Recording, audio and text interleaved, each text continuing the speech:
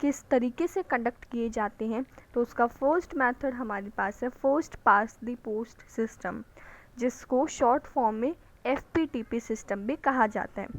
इससे पहले मैं आपसे एक क्वेश्चन करना चाहूँगी कि EVM जो है इसकी आपको मुझे फुल फॉर्म कमेंट करके ज़रूर बतानी है। EVM की फुल फॉर्म क्या होती है। और एक और चीज़ मैं पूछना चाहूँगी कि इलेक्शन कमीशन जो है, जो मैंने बताया कि इलेक्शन कमीशन क्या करता है, इलेक्शंस को कंडक्ट कराने का काम करता है, तो उसका जो टाइम पीरियड है वो कितना होता है। ठीक है, जैसे कि गवर्नमेंट का कितना 5 इयर्स का होता है, तो इलेक्शन कमीशन का कितना होता है 6 इयर्स होता है। ओके, सो अब हमारे टॉपिक को हम स्टार्ट करते हैं, जो कि है FPTP सिस्टम। देखो जनरली एक बार बता देती हूँ आपको, FPTP सिस्टम में क्या होता है कि जितने भी first pass the post system, मतलब जो लोग हैं वो क्या करेंगे, सीधा वोट करेंगे, और जिसके ज़्यादा वोटिंग जिसको मिली होगी वो जीत जाएगा। ठीक है, ऐसा होगा। जैसे मान लो अगर 4 कैंडिडेट, चलो मान लो 3 कैंडिडेट्स खड़े हैं, तो इन तीनों में से मान लो 100 में से हमें करना है, तो इस फर्स्ट कैंडिडेट के पास कितनी गई, फर्स्ट सेकंड एंड थर्ड मान लेते हैं। सो सपोज फर्स्ट के पास चली गई भाई 50, सेकंड कैंडिडेट के पास 30% लगा लो, एंड इसके पास कितनी हो गई 20% वोट्स। तो सबसे ज़्यादा किसके पास है, फर्स्ट के पास। ठीक है, तो ये जीत जाएगा। अभी देखते हैं, it talks one historic moment in India's democracy in Lok Sabha election of 1984। अब एक सिचुएशन बता रहा है कि लोकसभा इलेक्शन जब हुए थे 1984 में, तो कांग्रेस पार्टी जो है उसने 543 सीट्स में से, टोटल सीट्स कितनी होती है 543 होती है, 543 कॉन्स्टिट्यूएंसीज होती है, 543 सीट्स होती हैं। ओके, तो उसमें से 415 सीट्स जो हैं वो सिर्फ और सिर्फ कांग्रेस पार्टी ने जीती थी। मोर देन 80% ऑफ द सीट्स, अगर 100% है तो 100% में से 80% सीट्स तो सिर्फ और सिर्फ कांग्रेस पार्टी ने जीती थी। ऐसी जो विक्ट्री है वो कभी भी लोकसभा के किसी भी पार्टी में, लोकसभा में किसी ने भी अचीव नहीं की। सो इलेक्शन दिखाता क्या है, कांग्रेस पार्टी ने 4/5 सीट्स जो है वो जीती। Does it mean 4 out of 5 Indian voters voted for the Congress party. क्या इसका मतलब ये है कि 5 इंडियन में से हर 5 लोगों में से 4 लोगों ने कांग्रेस को वोट दिया। क्या इसका मतलब ये है? एक्चुअली नोट, ऐसा नहीं है। Take a look at the enclosed table, the Congress party got 48% of the votes. देखो यहाँ पर हमें टेबल दी गई है, इसमें हमें क्या साफ साफ नज़र आ रहा है कि कांग्रेस पार्टी ने 48% जीती है, 48% इसको वोट्स मिले। लेकिन इसकी जो सीट्स हैं वो 415 हैं। ठीक है, बीजेपी ने 7.4 वोट्स मिली हैं, उसको सिर्फ 2 सीट्स मिली है। ऐसे ही जनता जो पार्टी है उसको 6.7 उसको वोट्स मिली है, एंड उसको 10 सीट्स मिली है।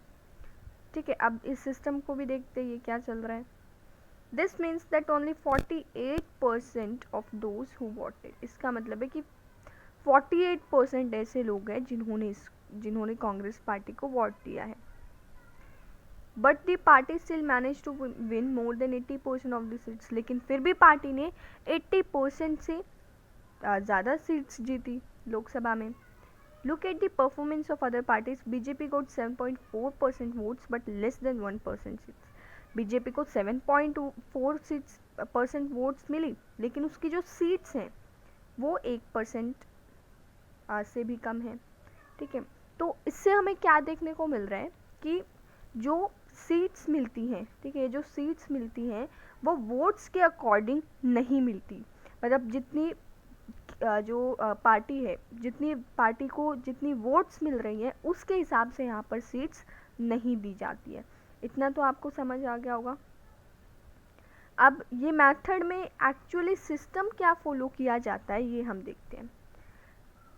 पूरी कंट्री को 543 कॉन्स्टिट्यूएंसीज में डिवाइड किया जाता है। अच्छा, कॉन्स्टिट्यूएंसीज क्या होता है? कॉन्स्टिट्यूएंसीज मतलब पार्ट्स में डिवाइड कर देना। भागों में बांट देना, अलग अलग भागों में। जैसे मान लो हमारा इंडिया है, ठीक है, अब इसको क्या किया जाएगा, इस टाइप से कॉन्स्टिट्यूएंसीज में बांट दिया जाएगा, ठीक है।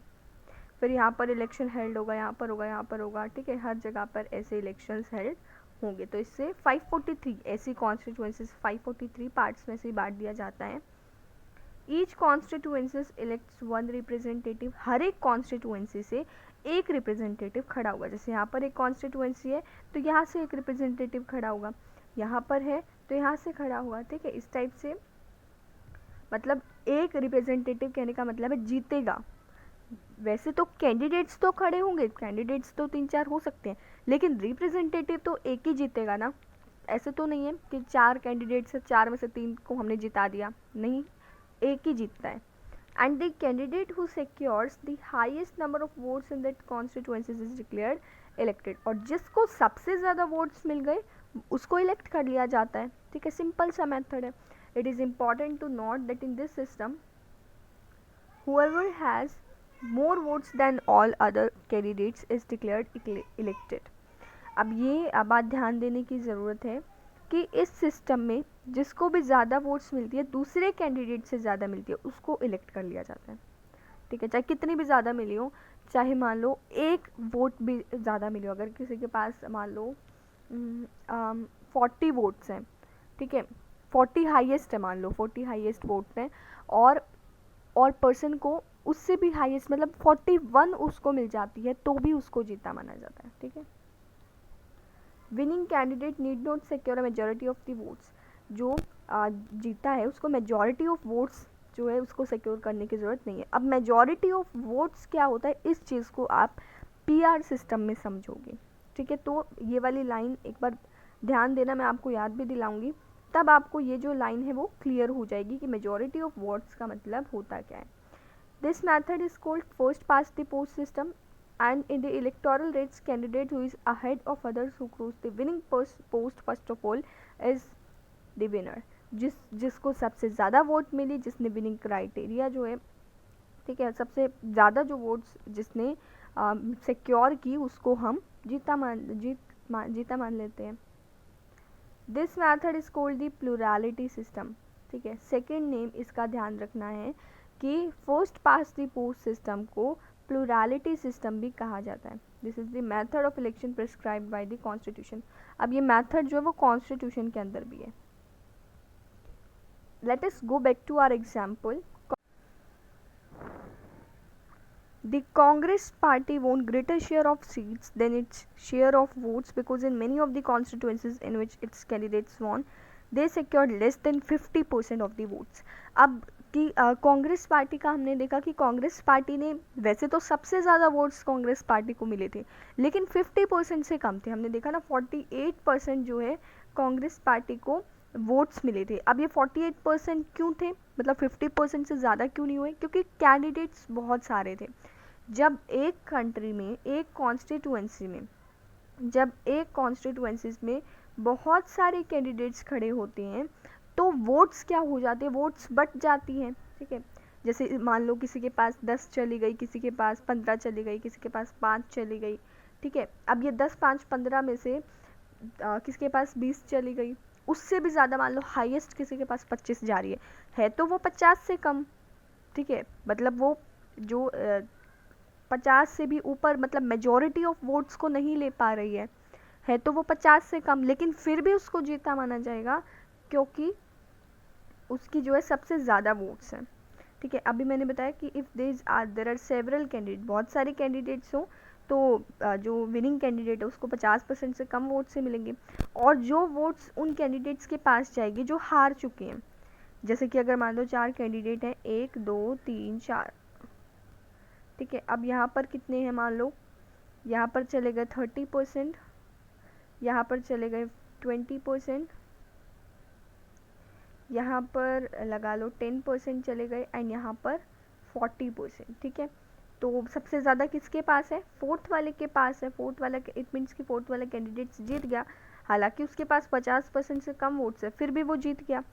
इनकी जो वोट्स है जैसे 30, 20 और 10, अब ये क्या हो जाएंगी, ये वेस्ट हो जाएंगी, ठीक है। इनका कोई यूज़ नहीं है। फॉर दोज कैंडिडेट्स और parties they get no seat from those votes, इन वोट्स इनको कोई सीट नहीं मिलने वाली है। Suppose a party gets 25% of the votes in every constituencies, हर एक कॉन्स्टिट्यूंसी में मान लो एक पार्टी को 25% वोट्स मिलते हैं, but everyone else gets even less votes, लेकिन उसके अलावा हर किसी को कम वोट्स मिल रहे हैं। इस केस में party win all the seats, party जो है सारी सीट्स जीत जाएंगी सिर्फ 25% वोट के साथ, और बाकी जो जो हार चुके हैं, जैसे हम यहाँ पे बात की ना, चलो इस एग्जांपल को ही लेके चलते हैं। जैसे यहाँ पर 30, 20, 10 और 40 था, 44th वाले के पास सबसे ज़्यादा सीट्स, सबसे ज़्यादा वोट्स हैं, तो इन लोगों की सीट्स जो होगी 1, 2, 3 की सीट्स जो होगी वो भी 4th वाले के पास चली जाएगी, क्योंकि सबसे ज़्यादा वोट्स जो हैं वो 4th वाले ने ही अचीव किए हैं। ठीक है, तो ये वाला था हमारा first past the post system, जिसको हमने प्लूरलिटी सिस्टम भी कहा। ठीक है, अब प्रोपोर्शनल में क्या होगा, जैसे कि यहाँ पर है ना कि जो वोट्स है वो वेस्ट हो जाती है, प्रोपोर्शनल में ऐसा नहीं होता है। यहाँ पर क्राइटेरिया हमने क्या पढ़ा कि 50% से कम वोट्स होगी ना तो भी चलेगा, बस उसके पास ज़्यादा वोट्स होने चाहिए, बट प्रोपोर्शनल रिप्रेजेंटेशन में ऐसा नहीं होता है। ठीक है, तो अब हम इस टॉपिक को पढ़ेंगे, प्रोपोर्शनल रिप्रेजेंटेशन के टॉपिक को। आई होप आपको first past the post system समझ में आ गया होगा। फिर भी आपको कोई डाउट आपको लगता है तो आप कमेंट करके ज़रूर पूछना।